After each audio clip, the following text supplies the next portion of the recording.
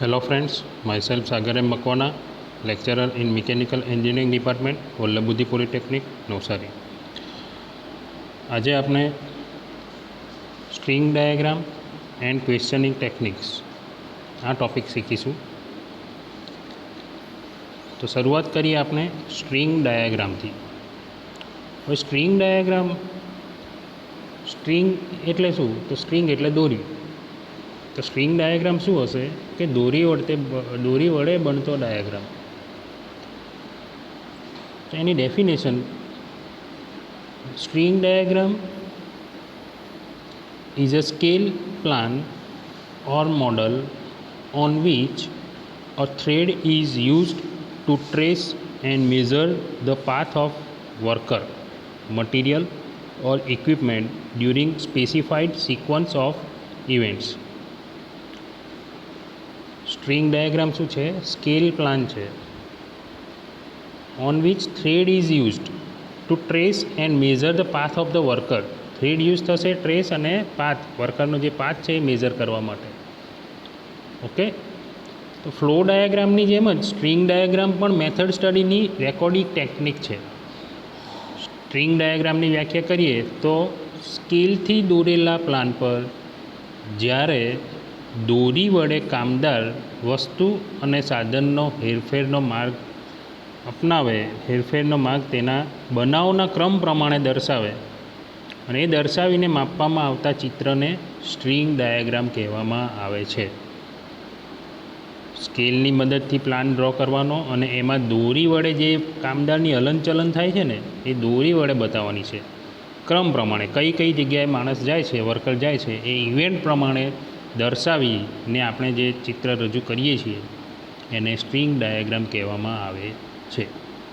એટલે દોરી યુઝ થાય છે એટલે દોરી વડે બનતો ડાયાગ્રામ છે એટલે એને સ્ટ્રિંગ ડાયાગ્રામ કહેવાય છે. ઓકે, તો આ સ્ટ્રિંગ ડાયાગ્રામ એક વિશિષ્ટ પ્રકારનો ફ્લો ડાયાગ્રામ જ છે જેમાં ડિસ્ટન્સ માપવા માટે દોરા કે સ્ટ્રિંગનો ઉપયોગ કરવામાં આવે છે. સ્કેલથી દોરેલા ડાયાગ્રામ પર દોરાની લંબાઈ કામદાર, વસ્તુ અથવા સાધનના હલનચલન દરમિયાન ડિસ્ટન્સનું ચોક્કસ માપ આપે છે. બીજું, સ્ટ્રિંગ ડાયાગ્રામ પણ ફ્લો પ્રોસેસની ચાર્ટ છે એની સાથે પૂરક માહિતી માટે પણ વાપરવામાં આવે છે. પ્રોડક્શનની પ્રક્રિયા દરમિયાન જે મૂવમેન્ટ થાય છે, હલનચલન થાય છે, એનો અભ્યાસ કરવો હોય એ આપણે સ્ટ્રિંગ ડાયાગ્રામની મદદથી કરી શકીએ છીએ. એટલે આ સ્ટડી કરવા માટે આ અભ્યાસ વધુ કરકસરવાળી અને અનુકૂળ પદ્ધતિનું સૂચન કરી શકે છે. એને લીધે શું થશે? બિનજરૂરી અને નોન પ્રોડક્ટિવ એક્ટિવિટી છે એ દૂર થશે અને એ એક્ટિવિટી દૂર કરી માત્ર પ્રોડક્શન એક્ટિવિટી જ શરૂ રહે એવું આ નવી પદ્ધતિમાં સામેલ કરવામાં આવે છે. ઓકે, હવે method of preparing string diagram. આપણે બેઝિક તો જોયું કે સ્ટ્રિંગ ડાયાગ્રામ શું છે, પણ એ કેવી રીતના ડ્રો થાય છે એ મેથડ સમજીએ આપણે. ફર્સ્ટ પોઈન્ટ, વર્ક સ્ટેશન, મશીનો અને ઇક્વિપમેન્ટ, સ્ટોર વગેરે દર્શાવતો કારખાનાનો પ્લાન સ્કેલ માપથી દોરવો. એટલે જે બી ફેક્ટરી છે, જે બી યુનિટ છે એમાં વર્ક સ્ટેશન, મશીનો કઈ જગ્યાએ ગોઠવેલા છે, ઇક્વિપમેન્ટ કઈ જગ્યાએ છે અને સ્ટોર રૂમ ક્યાં છે એ એક્ઝેક્ટ દર્શાવતો પ્લાન માપથી, સ્કેલ માપથી ડ્રો કરવાનો સ્ટાર્ટિંગમાં. નેક્સ્ટ, આ પ્લાનમાં ડ્રોઈંગને સોફ્ટ બોર્ડ પર ટાંચણી કે પેગથી ચિપકાવવો. હવે એક લાકડાનું ડ્રોઈંગ બોર્ડ લેવાનું, સોફ્ટ બોર્ડ, અને એમાં આપણે જે પ્લાન ડ્રો કરેલો છે સ્કેલની મદદથી એને ટાંચણી અથવા તો પેગથી ચિપકાવી દેવાનો છે. ઓકે, એટલે એક ડ્રોઈંગ બોર્ડ લેવાનું, એ ડ્રોઈંગ બોર્ડની ઉપર અહીંયા આપનો જે બ્લેન્ક શીટ છે જેમાં આપણે ડ્રો કર્યું છે એ દર્શાવવાનું. નેક્સ્ટ, કામદારો કે મટીરિયલની મૂવમેન્ટનું અવલોકન કરી તેના માર્ગ આ પ્લાનના ડ્રોઈંગ પર નોંધો. હવે વર્કર છે એ વર્કર અને મટીરિયલ કઈ જગ્યાએ મૂવમેન્ટ થાય છે એનો અભ્યાસ કરવાનો, અવલોકન કરવાનું અને એનો જે પાથ છે એ આ પ્લાન જે આપણે બનાવ્યો છે સ્કેલ પ્લાન એના ડ્રોઈંગ પર નોંધવાનો છે. નેક્સ્ટ, આ માર્ગ પર આવતા દરેક વળાંક પર ટાંચણીઓ લગાવો. જ્યાં જ્યાંથી વળે છે વર્કર ત્યાં ટાંકણી લગાવી દેવાની. દરેક ટાંચણીઓને મજબૂત દોરી વડે એ કાંટો મારી ટાંચણીઓ ખેંચાઈ ન જાય તે રીતે દોરીઓ બાંધો. દરેક જે આપણે ટાંચણી લગાવી છે એને મજબૂત દોરી વડે એ કાંટો મારી અને આ ટાંચણીઓ ખેંચાઈ ન જાય એ રીતે દોરી બાંધવાની છે. એટલે આ રીતે સ્ટ્રિંગ ડાયાગ્રામ પર બાંધેલા દોરાની કુલ લંબાઈ કામદારોની હલનચલનનું અંતર દર્શાવે છે. એટલે વર્કર જ્યાં જ્યાં જશે, જે મશીન પર જશે એ દરેક મશીન પર આપણે ડ્રોઈંગ વડે બતાવ્યા કરીશું. ધારો કે ફોર એક્ઝામ્પલ અત્યારે આપણે અહીંયા ડોર છે, ઓકે, વર્કર વર્ક સ્ટાર્ટ કરે છે સપોઝ, તો અહીંયાથી આ મશીન પર આવે છે, શેપર મશીન 1 પર, તો ટાંકણી વડે આપણે બતાવ્યું, દોરી વડે અહીંયા ફિટ કરી. ત્યાંથી ધારો કે વર્ક બેન્ચ પર જાય છે તો અહીંયા દોરી ફિટ કરી. ત્યારબાદ અહીંયા આવે છે આ વર્ક સ્ટેશન પર તો ત્યાં દોરી લઈ જાઓ. ત્યારબાદ સપોઝ કે લેથ મશીન પર આવે છે આ L3 નંબર પર, તો એ જગ્યાએ આપણે દોરી બતાવવાની. અહીંયા ટાંકણી છે, એ ટાંકણીમાં દોરી વીંટાળવાની. ત્યારબાદ સપોઝ કે સ્ટોર રૂમમાં જાય છે તો ત્યાં આપણે દોરી બતાવી, અહીંયા ટાંકણીમાં ફિટ કરી.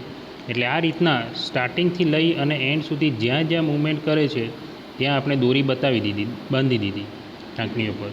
અને આ ટોટલ દોરીની જે લેન્થ હશે એ આપણને ટોટલ ડિસ્ટન્સ આપશે, અંતર દર્શાવશે કે વર્કરની આટલી મૂવમેન્ટ થઈ છે. એટલે છેલ્લે દોરી કાઢી લેવાની અને એ દોરી મેઝર કરવાની કે કેટલા સેન્ટીમીટર ઓર કેટલા મૂવમેન્ટ થાય છે જે આપણે સ્કેલ લીધો છે. જો સેન્ટીમીટરમાં સ્કેલ લીધો હોય તો સેન્ટીમીટરમાં મળશે ડિસ્ટન્સ, એમએમમાં લીધો હોય તો એમએમમાં મળશે. ઓકે, તો જે કંઈ બી ડિસ્ટન્સ આવે છે એ આપણને ટોટલ મૂવમેન્ટ બતાવે છે વર્કરની. એટલે સ્ટાર્ટિંગ ક્યાંથી કરવાની સ્ટ્રિંગ ડાયાગ્રામ ડ્રો કરવા માટે? પહેલાં તો આ એક બ્લેન્ક શીટ લેવાની, એમાં જે જગ્યાએ મશીન છે ને, આ લેથ મશીન 1, 2, 3 એ બતાવી દીધા. ત્યારબાદ સપોઝ કે શેપર મશીન છે, આ શેપર 1, શેપર 2 એ બતાવી દીધા. ઓકે, આપણી આ જે બોર્ડર છે એ ટોટલ ડિસ્ટન્સ છે. જ્યાં જ્યાં બારી છે ત્યાં વિન્ડો પણ બતાવી છે, જ્યાં ડોર છે ત્યાં ડોર બતાવ્યો છે. ને આ બધું સ્કેલ પ્રમાણે ડ્રો કરેલું છે, એટલે જ આપણને એક્ઝેક્ટ ડિસ્ટન્સ મળે. એટલે સ્કેલ પ્રમાણે આખો પ્લાન બતાવી દેવાનો. એ પ્લાનમાં મશીનરી જ્યાં જ્યાં ગોઠવી છે એ બતાવી દો.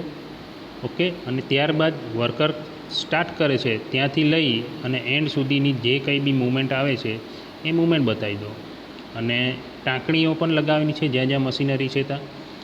અને છેલ્લે વર્કિંગ પૂરું થાય ત્યારે આ દોરી કાઢી અને એનું ડિસ્ટન્સ મેઝર કરો, એટલે આપણને ટોટલ ડિસ્ટન્સ મેઝર થશે કે વર્કર આટલી મૂવમેન્ટ કરી છે. ઓકે, તો આ સ્ટ્રિંગ ડાયાગ્રામ છે. બીજું કે જુદા જુદા વર્કરના મૂવમેન્ટ હલનચલન દર્શાવવા માટે આપણે અલગ અલગ જુદા જુદા રંગના દોરા પણ વાપરી શકીએ, અલગ અલગ કલરના. અલગ અલગ સ્ટ્રિંગ પણ યુઝ થઈ શકે જેથી ખ્યાલ આવે કે આ વર્કર અહીંયા મૂવમેન્ટ કરે છે. તો આ રીતના સ્ટ્રિંગ ડાયાગ્રામ આપણે ડ્રો કરી શકીએ, બનાવી શકીએ. હવે એના યુઝ તો લગભગ ખ્યાલ આવી ગયો હશે. આપણે 1 by 1 જોઈએ.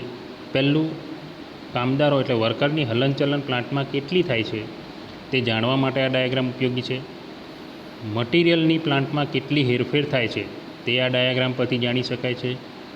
પ્લાન્ટ લેઆઉટ અને મટિરિયલ હેન્ડલિંગ પદ્ધતિમાં સુધારો કરવા માટે સ્ટ્રિંગ ડાયાગ્રામ ઉપયોગી છે. આપેલા સમયમાં કામદારો અને મટિરિયલ કેટલું અંતર કાપે છે તે પણ સ્ટ્રિંગ ડાયાગ્રામથી જાણી શકાય છે.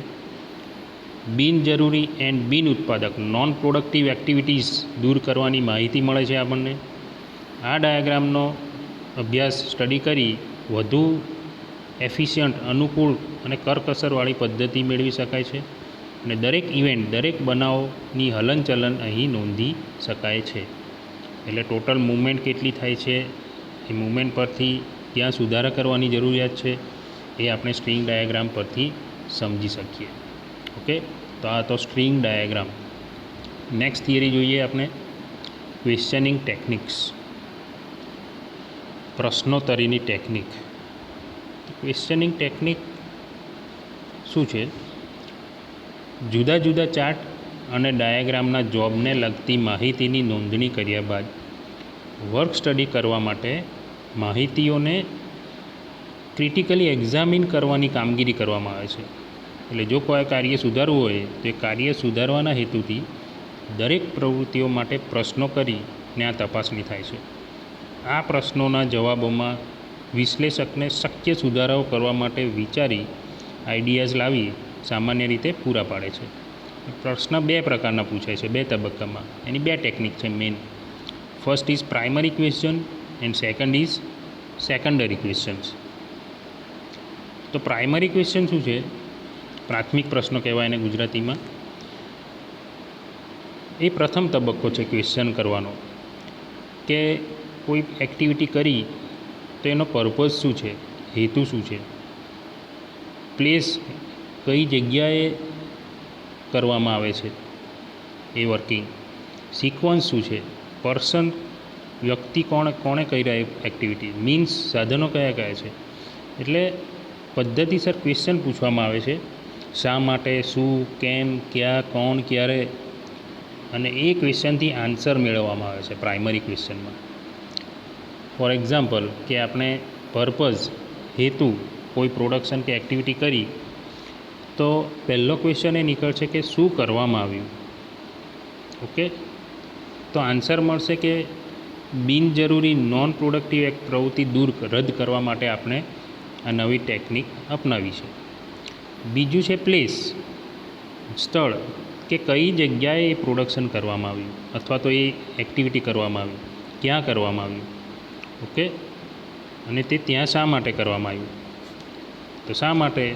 તો કમ્બાઈન અને ફરીથી ગોઠવી સારા રિઝલ્ટ મેળવવા માટે એ આપણે એક્ટિવિટી કરી છે, અને આ જગ્યાએ આપણે આ એક્ટિવિટી કરી છે, પ્લેસ. નેક્સ્ટ ઇઝ સિક્વન્સ, તે ક્યારે કરવામાં આવ્યું. ઓકે, ક્રમ, એના ક્રમ કયા કયા છે, એ જ સમયે કેમ કરાયું. ઓકે, તો ઓપરેશનના જે બી ક્રમ આવે છે એ કમ્બાઈન કરી અને ફરીથી ગોઠવણી કરવા માટે આપણે એક્ટિવિટી કરીએ છીએ. નેક્સ્ટ ઇઝ પર્સન, તે કોણે કર્યું.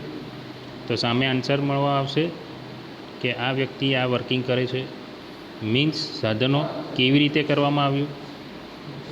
ઓકે, તો તેના પણ આન્સર મળશે કે આ મેથડથી આપણે આ વર્કિંગ કરી છે. આ basic question, primary question. Secondary ક્વેશ્ચનમાં એના આન્સર મળશે. ફોર એક્ઝામ્પલ, એ જ એક્ઝામ્પલથી સમજીએ આપણે કે પર્પઝ છે, હેતુ છે કે શું કરવામાં આવ્યું. તો સામે સેકન્ડરી ક્વેશ્ચનમાં શું આવશે કે બીજું શું થઈ શકે. એ જ રીતના પ્રાઇમરીમાં પૂછીએ છીએ કે પ્લેસ, ક્યાં કરવામાં આવ્યું. તો સેકન્ડરીમાં એમ પણ આપણે બીજો ક્વેશ્ચન પૂછી શકીએ કે બીજે ક્યાં એક્ટિવિટી થઈ શકે એના કરતાં બેટર જગ્યાએ. થર્ડ છે સિક્વન્સ, ક્રમ. ઓકે, આ ક્રમમાં કેમ કર્યું. તો સામે આન્સર મળે કે એના વગર કયા ક્રમ વડે આપણે એક્ટિવિટી કરી શકીએ. નેક્સ્ટ છે પર્સન, કોણે કર્યું.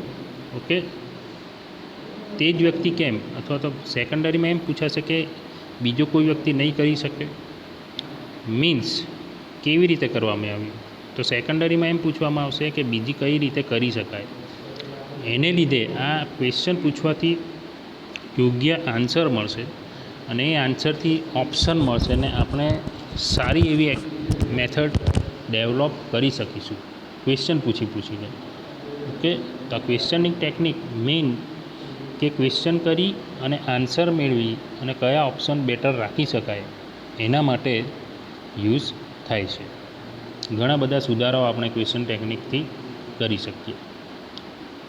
તો આ હતી questioning techniques, primary and secondary questions. Okay, thank you.